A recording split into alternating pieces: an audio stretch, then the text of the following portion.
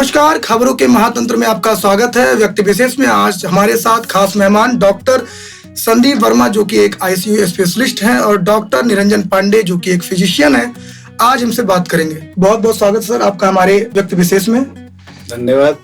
मेरा पहला सवाल है सर कि जैसा कि हम डॉक्टर को भगवान समझते हैं, लेकिन आप एक डॉक्टर को आप किस नजरिए से देखते हैं? भगवान तो खैर ठीक है, लेकिन एक ऐसा प्रोफेशन है, ऐसा है कि ये चूंकि आप डायरेक्ट इंसान की जिंदगी से जुड़े होते हैं, तो ऐसा लोग बोलते हैं, लेकिन ऐसा मैं नहीं मानता। एक प्रोफेशन है, अपने ईमानदारी से कीजिए। लोगों को वो दोनों चीजें होती हैं, अच्छा हो गया तो बहुत तारीफ मिलती है, और अनफॉर्चुनेटली अगर नहीं होता है अफसोस हमें भी होता है। लेकिन आजकल थोड़ा इससे है कि भाई थोड़ा मीडिया का भी मैं सपोर्ट और बाकी लोगों का चाहता हूँ कि भाई डॉक्टर विलेन नहीं होता है। मतलब अक्सर देखते डॉक्टर ने लूटा, डॉक्टर ने ये किया, डॉक्टर ने वो किया। एक मजेदार घटना, आप अगर 2 मिनट का टाइम हो तो हमारे साथ हुआ था। मैं सफदरजंग में था और एक को लड़की पैदा हुई। उसने बोला कि ये डॉक्टर ने मेरी बेटा पैदा हुआ था वो बदल दिया डॉक्टर ने पैसा लेके। अच्छा। बहुत मीडियाबाजी हुई, तमाम ये वो डॉक्टर बना शैतान और तमाम फ्लैश हुए न्यूज। वो मीडिया का अपना अलग। हर आदमी, किसी को जनरलाइज नहीं करना चाहिए। मीडिया खराब है, पुलिस खराब है, डॉक्टर हर में अच्छे बुरे सब लोग होते हैं। बाद में जब टेस्ट हुआ तो वो पता चला कि वो बच्ची उसी की थी, कोई बच्चा बदला नहीं था। उस पे हम लोग काफी टेंशन में थे। 10-15 दिन हम लोग का रहना हराम हो गया था, जीना हराम हो गया था यार, कि यार क्या गुनाह कर दिया।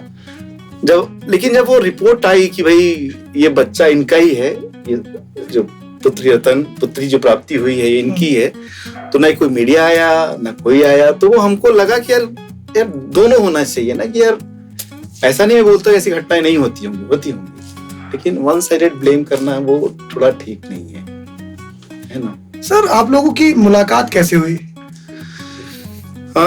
ये मेरे सीनियर है, हम लोग एक ही। अच्छा, आपके सीनियर हैं? हम लोग एक ही कॉलेज से हैं, और हमारा सीनियरिटी जूनियरिटी दोस्ती में ये गिटार जो देख रहे हैं ना आप, इस इंस्ट्रूमेंट के जरिए जो भाई हमको गाने के लिए कोई इंस्ट्रूमेंट चाहिए था और इनको साथ में चाहिए था।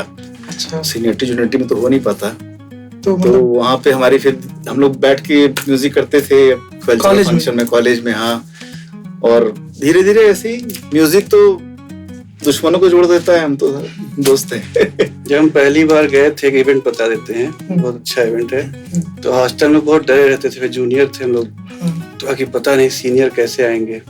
तो ये बॉस है, तो क्या ये बॉस है, बहुत जो है मतलब ठीक से बात करना हो करना। तो ये बोले कहीं कुछ आता है तुमको? उनके पास हॉबी है, गिटार बजाते हैं। तो क्या मैं गाना गाता हूँ, चलो साथ में बजाओ। तो उसके बाद इतना उन्होंने कंफर्टेबल फील करा दिया कि फिर मतलब जो भी डर था वो एकदम कम हो गया। वहीं से हम लोग की फ्रेंडशिप उसके बाद। मतलब ये कहें कि आपकी रैगिंग नहीं हुई?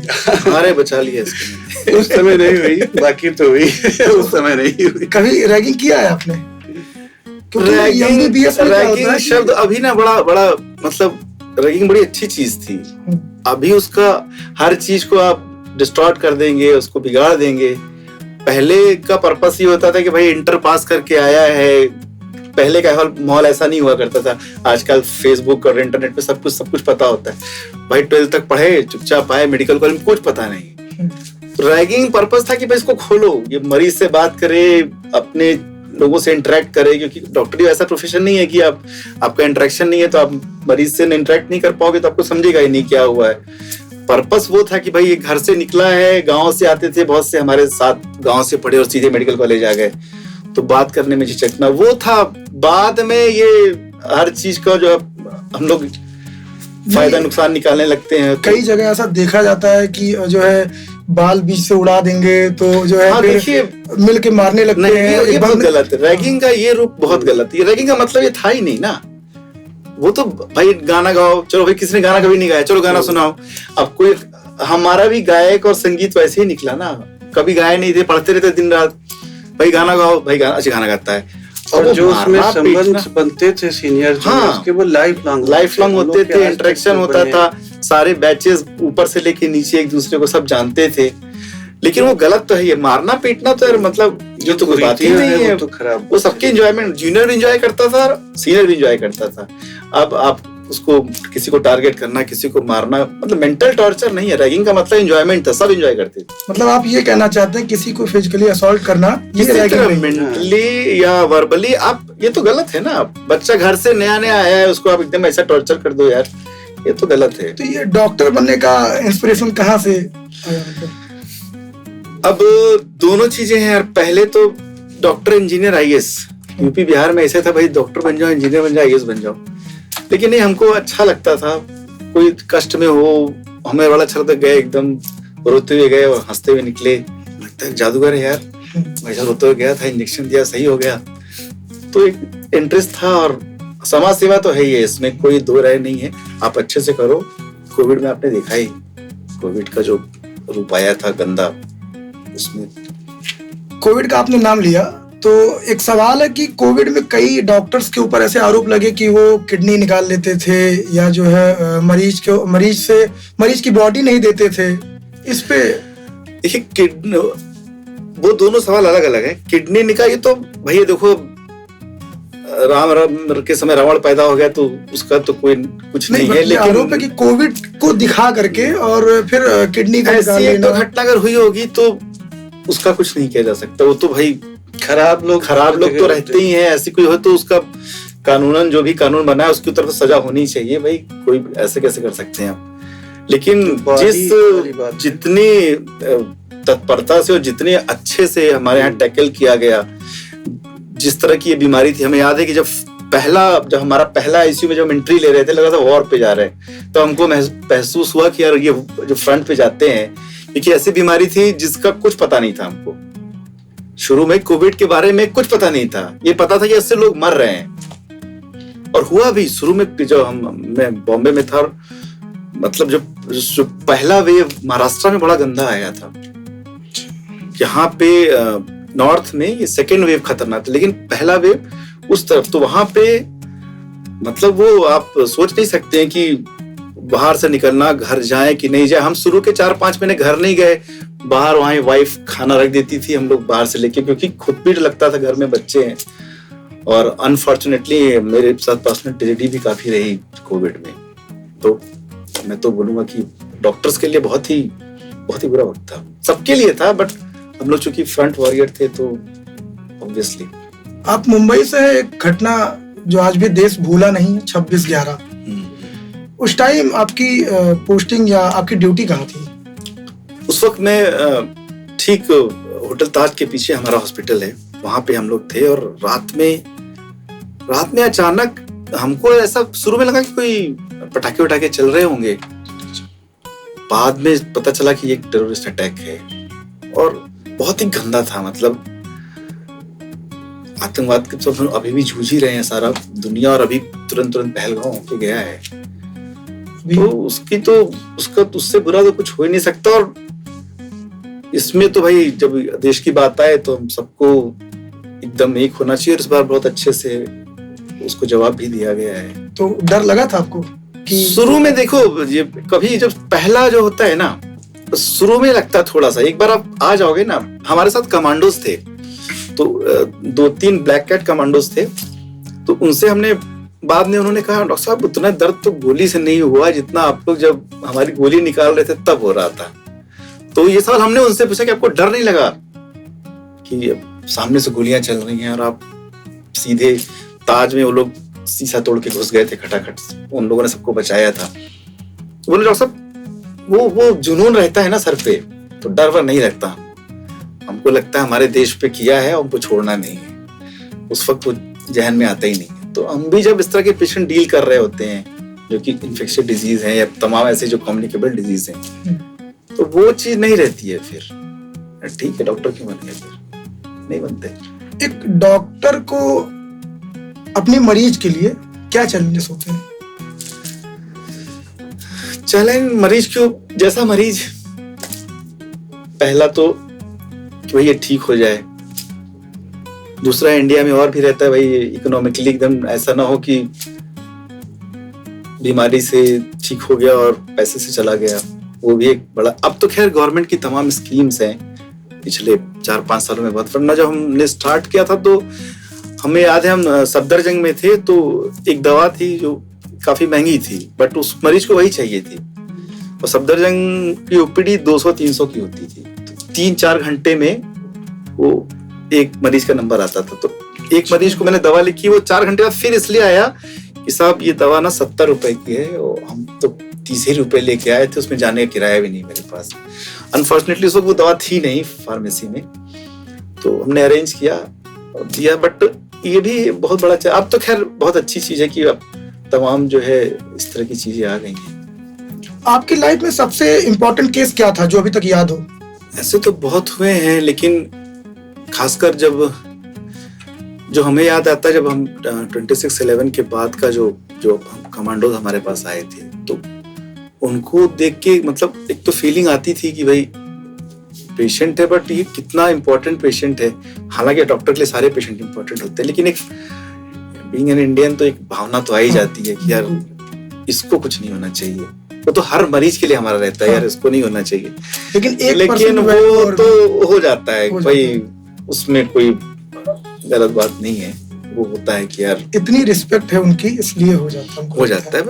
यंग बच्चा है 22-23 साल का, और तो इसलिए चीज तो रहती है यार। एक डॉक्टर से एक म्यूजिशियन का सफर कैसा?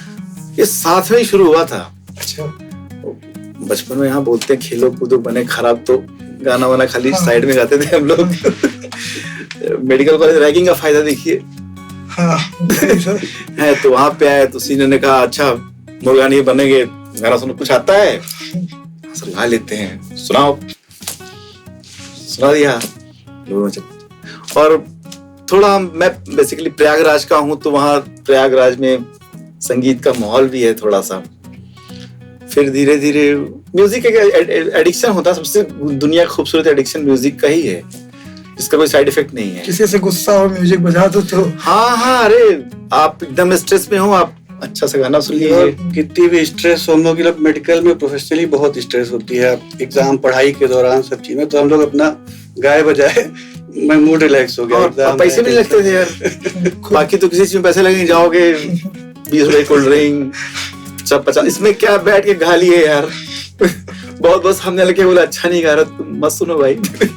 हम गा रहे। अब म्यूजिक वैसे देखा जाए तो बहुत ही अच्छी, हर को किसी न किसी रूप में संगीत को, या तो तान से नहीं बन सकते, कान से बन जाओ। म्यूजिक बहुत सही चीज है। आप इससे मुझे नहीं लगता कि इससे अच्छा स्ट्रेस बस्टर, इसमें टेंशन कोई भी हो, किसी भी रूप में हो, भजन हो, गजल हो, कोई भी, मतलब आजकल मेडिकल में म्यूजिक थेरेपी भी जो है, हाँ एक अच्छी चीज है म्यूजिक थेरेपी। खासकर जो कि थोड़ा सा डिप्रेशन में रहते हैं, या मैं तो चूंकि इंटेंसिव केयर का हूँ, तो हम तो रिकमेंड करते हैं भाई, पेशेंट है 2 महीने 3 महीने से स्टे कर रहा है आईसीयू में, कभी कभी ऐसी भी चीजें आती है, बहुत लंबा स्टे हो जाता है। अब उसको क्या मतलब 2 महीने 3 महीने, तो कुछ ऐसी भी होती है कि आपकी 2 महीने 3 महीने भी लग जाती हैं पूरी रिकवरी होने में।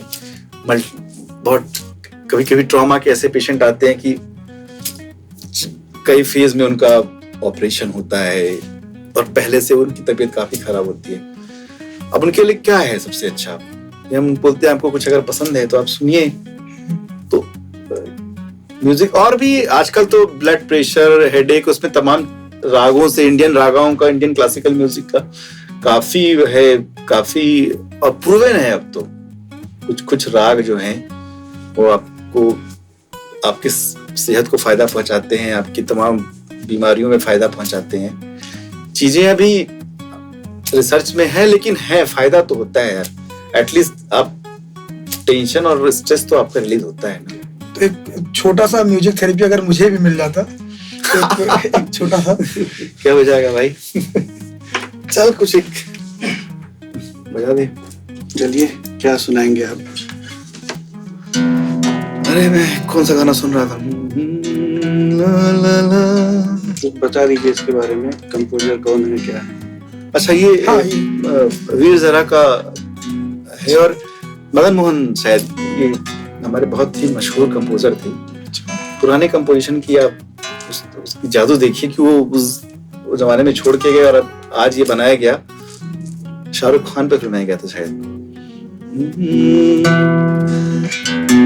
तुम छुपा ना सकोगे मैं वो राज हूँ तुम बता ना सकोगे वो अंदाज हूँ। जानम देख लो मिट गई दूरियां, मैं यहाँ हूँ, यहाँ हूँ, यहाँ हूँ, यहाँ। बस यही चलता रहा, कॉलेज से अभी तक चल रहा है। बचपन से ही आप सिंगिंग कर रहे हैं? हाँ, बचपन से। जल्ला बहुत लातू जी तो खाए हैं लोग। पहले इंडिया में कहा, यूपी और बिहार के माँ बाप तो गाँव वाना नाच बस दिया तो बाप रे बाप, खानदान का नाक कटा दिया इसने तो। पहले तो उसको ये कर सकते हैं क्योंकि बच्चे लड़के होते हैं ना, सिंगिंग करते हैं तो कुछ लोग करने लगते हैं, कुछ लोग नाचेगा गाएगा। अरे बाप रे बाप। लड़का है। यूपी से जितने कलाकार बने भाग के बने हैं। अमिताभ बच्चन ले लो, राजू श्रीवास्तव ले लो, किसी घर वाले बोले नहीं जा बन जा, तो भागा तभी बना है। फैमिली सपोर्ट किसी का। जावेद अख्तर हुए, जितने भी बड़े बड़े नाम आप सुन रहे हैं। हाँ, तो वो तो आप यूपी में जितने भी कलाकार देखो, अब एक दो बहुत किस्मत वाले हुए घर वाले बोले चल बन जा, नहीं तो सब भाग के जूता खा के ही बने हैं। जावेद अख्तर साहब बताते कि उनके पिताजी रोज याद दिलाते थे, उर्दू का कोई टीचर पढ़ाने आता था, रोज दिन में 4 बार ताना मिलता था, इतना पैसा लेता है, क्या सीखा तूने? बहुत अच्छा सर। एक और हो जाता तो एक और गाना सुनना है। हाँ हसीना से यो मुलाकात हो गई, फिर क्या हुआ ये न पूछो, कुछ ऐसी बात हो गई। क्या बात है, धन्यवाद। आप बॉलीवुड में किस सिंगर को फॉलो करते हैं? सारे ही अच्छे हैं, लेकिन किशोर दा, मोहम्मद रफी, सारे अच्छे हैं यार, जिसको सुनो वही अच्छा। लेकिन हाँ, किशोर कुमार बहुत दिल के करीब हैं, सबके रहते हैं, शायद नहीं सबके हैं यार। आप मुंबई रहते हैं, हाँ। हजारों स्टूडियो होंगे वहां, लेकिन लखनऊ में आके एक ओंकार रिकॉर्डिंग स्टूडियो में ही करना है, क्या विशेष है यहाँ? एक तो शहर विशेष है, इतना अच्छा गाना और उसके बाद इतना अच्छा खाना। लखनऊ से अच्छा खाना तो पूरी दुनिया में कहीं नहीं मिलता। ये तो मेरा चैलेंज है, दुनिया में कहीं कोई खा रहा उसको लखनऊ में चाट ही खिला दो यार, छोड़ो कबाब तो बाद में खिलाना। और दूसरा ये हमारा, हम यहाँ रिकॉर्ड करने, ठीक है एक पंथ दो काज, हम यहाँ अपना स्ट्रेस खत्म करने आते हैं।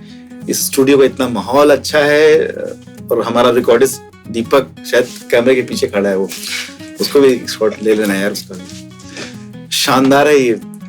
मतलब रिकॉर्डिस्ट जैसे डॉक्टर भी होता है ना, कि मरीज को ऐसा ना बोल दो कि वो बीमारी से कम आपकी जुबान से ज्यादा मर जाए, है तो वैसे ही रिकॉर्डिस्ट भी होता है।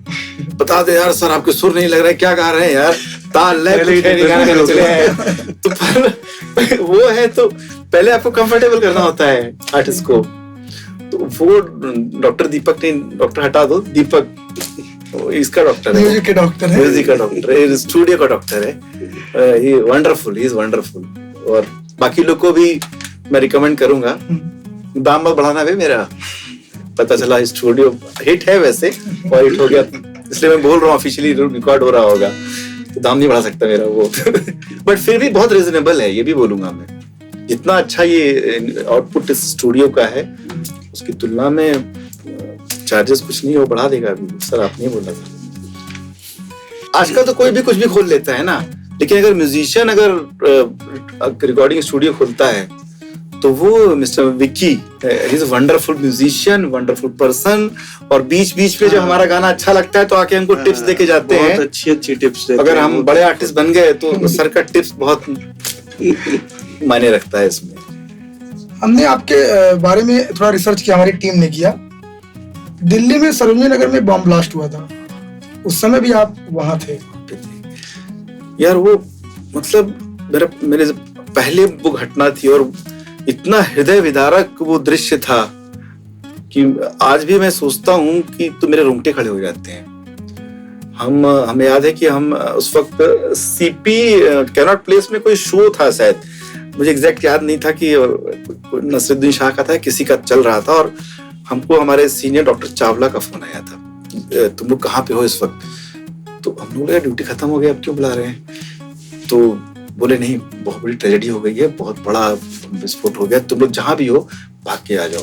अच्छा, वहां पे हम लोग गए तो किसी का हाथ नहीं, किसी का पैर नहीं, मतलब इतना छत विछत शरीर लोगों का, मतलब वो इतना विभत्स दृश्य। डॉक्टर हो के हम लोग बिल्कुल डिस्टर्ब हो गए थे एक तरह से।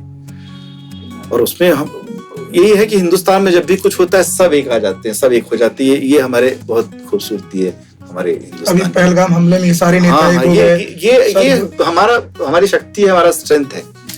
ये हमारे हिंदुस्तानियों की, चाहे कोई भी मजहब का हो, कोई भी पंथ का हो, किसी भी स्टेट का हो, कोई भी भाषा बोलता हो, जब हमारे कंट्री, हमारे देश पे कोई विपत्ति आती है हम सब एक हो जाते हैं। ये उस वक्त भी आसपास के जितने भी हॉस्पिटल के डॉक्टर्स थे, वो सफदरजंग था, बगल में एम्स था, एलएनजेपी था, जो भी आरएमएल था, जो भी डॉक्टर जिसको भी पता चला कि यार वहां पे सब पेशेंट्स आ रहे हैं, तो सब लोग आ गए थे। और इवन सबने मिलके वो फिर जितना कर पाए हम लोग किया हम लोगों ने, लेकिन बहुत ही खतरनाक था वो। ये YouTube पे आपका कोई चैनल है? वो बन गया है। वो लोग बोलते थे यार गाते हो तो डाल भी दिया करो इसमें। नहीं, आप जरा चैनल का नाम बताइए, अगर किसी को म्यूजिक थेरेपी चाहिए हो आपसे तो।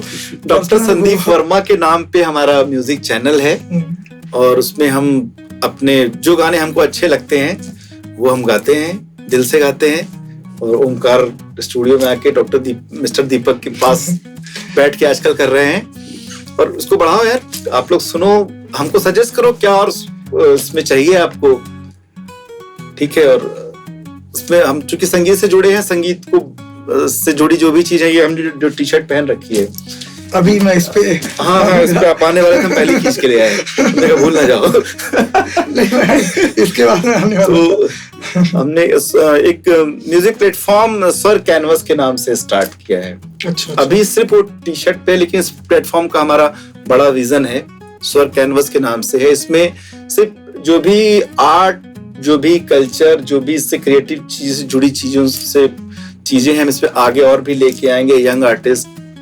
इवन हमारा ज्यादा कोशिश है ट्राइबल्स एरिया, ट्राइबल्स में जाके प्रमोट करना, उसको प्रमोट करना। ये हमारा विजन है कि जो हमारे ट्राइबल्स एरिया है वहां पे बहुत बहुत टैलेंट है, म्यूजिक का भी, क्राफ्ट का भी। आप कभी जाओगे ट्राइबल्स एरिया में, देखोगे कितने सुंदर सुंदर चीजें बनाते हैं वो लोग। तो वो सब हम स्वर कैनवस के माध्यम से उसको हम चाहते हैं। अभी जस्ट शुरुआत है, लेकिन हम चाहेंगे कि आपके माध्यम से भी, आपके चैनल के भी माध्यम से, और इसको और ऊपर लेके आए।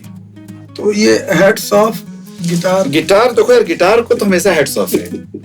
तो हमने कहा लोगों को पूरा ड्रेसिंग सेंस पे रहते हैं कि मतलब म्यूजिक से रिलेटेड। हाँ, कोई डॉक्टर ना बोलने पाए। हॉस्पिटल के बाहर कोई डॉक्टर ना बोलने पाए। क्या मतलब डॉक्टर अच्छा लगता है सुनने में या सिंगर अच्छा लगता है? यार भाई डॉक्टर तो अच्छा ही है, देखो इससे नोबेल प्रोफेशन ही नहीं है। और शरीर के साथ साथ मन का भी इलाज कर लें तो उसके लिए म्यूजिक है। मतलब हॉस्पिटल के अंदर डॉक्टर अच्छा लगता है, हॉस्पिटल के बाहर सिंगर अच्छा लगता है। दोनों काम कर देते हैं ना यार। ड्यूटी है। तबीयत खराब हो तो दवा ले लो, मन खराब हो तो गाना सुन लो। तो घर पे कौन रहता है, डॉक्टर रहता है या सिंगर रहता है? तो घर पे यार ना डॉक्टर ना सिंगर, घर पे आदमी जो है शादी हुई है नहीं अभी कहाँ, अभी छोड़ो, विरक्ति हो जाएगी। लेकिन ऐसा नहीं है, ऐसा नहीं है। देखो बहुत बड़ा योगदान होता है पत्नी का भी। और आजकल जिस तरह से ये भी एक बहुत इम्पोर्टेंट फैमिली लाइफ, आजकल भी हम बीइंग और डॉक्टर में देख रहा हूँ कि फैमिली लाइफ काफी लोगों की ना डिस्टर्ब हो रही है, चाहे वजह कुछ भी हो, लेकिन ये बहुत गलत ट्रेंड है। ये बहुत गलत ट्रेंड है। आप एक कंप्लीट मैन तभी होते हैं आपके पेरेंट्स, आपके बच्चे, आपकी वाइफ, सब लोग खुश हो, सब लोग अच्छे से रहे। लेकिन आजकल वारदात ऐसा हो रहा है, अभी जो है इंदौर की घटना है, हाँ, मेघालय की घटना है, वो बहुत डिस्टर्बिंग है यार। वो देखिए एक तरह की मानसिक बीमारी है, कोई नॉर्मल आदमी तो ऐसी हरकत नहीं कर सकता है। साइको कह सकते हैं। हाँ, वो एक जैसे हमारा ये भारतीय कल्चर जो पहले था ना, हमको अपने रूट में, अपने जड़ों में वापस आना पड़ेगा। ये जो ठीक है, टेक्नोलॉजी, मीडिया सब अच्छी चीज है, लेकिन उसके सब दुष्प्रभाव है। अपने जैसे हमारे यहाँ जो पुराना सिस्टम था ना, जो हिंदुस्तानी जो फैमिली वैल्यू, फैमिली लाइफ, उसको हम अपने बच्चों को इतना जिद्दी, लालची, इस तरह की चीजें ना दें। वही चीजें रिफ्लेक्ट हो रही है ना, ये जो गंदगी परोसी जा रही है। मैं तो आपके माध्यम से बोलूंगा, बच्चों को, खासकर छोटे बच्चे, उनको मोबाइल, इंटरनेट, इन सब दूर तो नहीं रख सकते, लेकिन एक आप रिस्ट्रिक्शन रखिए, डिसिप्लिन रखिए। बच्चा क्या देख रहा है, तमाम केसेस आते हैं। आप यूएस में जाइए, बच्चा बंदूक लेके आता है, गोली चला देता है यूएस की, उनसे वो सब चीज सीखने की, उनसे ही बहुत कुछ सीखने की है जरूरत हम लोगों को। पंक्चुअलिटी, अपने काम के प्रति ईमानदारी, क्योंकि हमारे यहाँ आपको पता ही है आ रही है लेकिन वो जो चीज उनकी अच्छी है उनसे वो सीखे। लेकिन जो हमारा जो हिंदुस्तानी जो पारिवारिक जो मूल्य है वो बहुत सही है, नहीं, उसका कोई तोड़ नहीं, उसकी कोई तोड़ नहीं है भैया। वो माता पिता, ये बच्चे सब, आप जो अपने पेरेंट्स के साथ करेंगे, बच्चे वो आपके साथ करेंगे। वो चीज वो जो तो देखेंगे वही करेंगे। तो अच्छी चीज ही दो यार उनको, है ना। एक नॉर्मल इंसान को स्वस्थ रहने के लिए क्या डाइट या क्या नियम फॉलो करना चाहिए? देखो, ये बहुत मुश्किल सवाल भी है, बहुत आसान भी है। कुदरत के साथ रहिए, वही जो मैं बोल रहा हूँ कि भाई जो हिंदुस्तानी तरीका रहने का है ना, समय पे उठिए, समय पे सोइए और फिजिकली एक्टिव रहिए। आजकल फुटबॉल भी लोग मोबाइल पे खेलते हैं, तो बच्चों को फिजिकल एक्टिविटी के लिए बढ़ाइए। स्ट्रेस सबसे बड़ा किलर आजकल स्ट्रेस है ना। और थोड़ा जैसे हम हिंदुस्तानी होने का, हर हिंदुस्तानी थोड़ा आध्यात्मिक होता है, अरे जो होगा देखा जाएगा, भगवान देख लेगा। ये तो बहुत लाइट चीज है, लेकिन बहुत बड़ी चीज है ना। कि तो जो हमारा जो वैल्यूज है, इंडियन वैल्यूज, स्पिरिचुअलिटी का या फैमिली का, वो बहुत सही है। कुछ डॉक्टर होते हैं जो सिर्फ विज्ञान को मानते हैं, ऐसा होता है, लेकिन नहीं यार, सिर्फ विज्ञान तो है, लेकिन सिर्फ विज्ञान मतलब है यार, उसको भगवान का, ईश्वर, हम खुद ही देखते हैं यार। मैं तो इंटेंसिव केयर यूनिट में हूँ, एक ही दवा दिया, इसको एक को बहुत जल्दी रिस्पॉन्स आता है, एक को नहीं आता है, एक को कम आता है। तो एक पे विज्ञान काम कर रहा है, दूसरे फेल हो रहा है क्या? हर चीज को आप वैज्ञानिक तरीके से, अभी तो हम जितना कुदरत में छिपा है ना, उसका हम 5% भी नहीं जानते हैं। तो उसको तो कोई डिनाई कर ही नहीं सकता। सर्वशक्तिमान जो है, ईश्वर है, वो सब चीजें तो है। ये बहस का विषय नहीं है। विज्ञान ही मानो, विज्ञान क्या, ठीक है। एक कोविड फैल गया तो सब विज्ञान निकल आया था ना बाहर बड़े बड़े इटली, और हमारा तो इंफ्रास्ट्रक्चर कुछ नहीं था, फिर भी हमने बहुत अच्छा किया। जो मानते थे कि हम सब कुछ कर सकते हैं, इटली का और यूएस का, यूके का, पूरी जो व्यवस्था एक मच्छर से तो लड़ नहीं पाते यार। विज्ञान मलेरिया तक ठीक नहीं कर पाए अभी तो। मतलब आप मानते हैं कि हाँ ईश्वर है? वही है ईश्वर ही है जो करा रहा, वही करा रहा है। इसमें कोई बहुत ज्यादा स्मार्टनेस की 4 किताब पढ़ के हम, ऐसा कुछ नहीं है। हमने कई डॉक्टरों को देखा है कि नशा, मतलब बहुत स्ट्रेस में आके सिगरेट की लत होती है। ये बहुत अच्छा सवाल है, बहुत अच्छा सवाल है। देखो, मतलब सामने शेर है और आंख बंद कर लोगे तो वो छोड़ देगा, वही है। नशा के आंख बंद कर रहे हैं ना आप समस्याओं से। अब शेर सामने है तो आप देखिए कैसे बचना है इससे। आंख बंद कर लोगे तो, और होता ही स्टार्ट वही है। ज्यादातर लोगों का शौकिया होता है, उसके बाद फिर वो आदत में कन्वर्ट हो जाती है, और उससे बुरा तो कुछ है ही नहीं ना यार। आपको पैसा भी जा रहा है, आपका सेहत भी जा रहा है, आपकी फैमिली जा रही है, और आप जा रहे हो। और क्या चाहिए? और कितनी बर्बादी किसी चीज से चाहिए जो नशा से होती है? कुछ भी नहीं मिलता ना आपको। क्या मिलता है यार? आप कुछ, ठीक है, थोड़ा बहुत भी ठीक तो नहीं है। ठीक तो नहीं। एज ए डॉक्टर तो वो भी नहीं मुझे बोलना चाहिए कि ठीक है कुछ। मतलब बुरी आदतों की परिभाषा यही है कि जो आपके सेहत को नुकसान पहुंचाए वो बुरा है। उसके बाद क्या करो? और हमारा फायदा कराओ, आओ हमारे पास कराओ इलाज। सर का यूट्यूब चैनल आपको डिस्क्रिप्शन में मिल जाएगा। तो ये थे हमारे साथ डॉक्टर संदीप वर्मा जी और डॉक्टर निरंजन पांडे जी।